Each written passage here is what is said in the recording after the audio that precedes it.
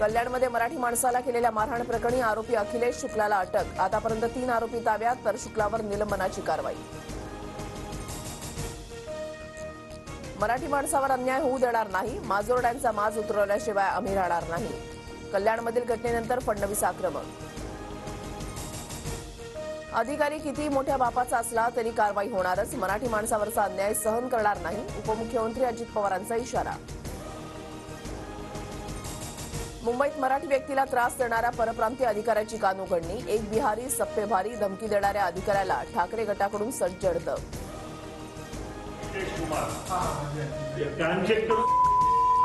कितने पे भारी गिरेगा तू? एक बिहारी सब पे भारी क्या हुआ? कितने पे भारी करेगा? नागपुरात गुंडांची महिला कर्मचाऱ्यावर दादागिरी, किरकोळ कारणावरून पायावर लोटांगण घालत माफी मागण्यास भाग पाडलं, 7 आरोपी ताब्यात।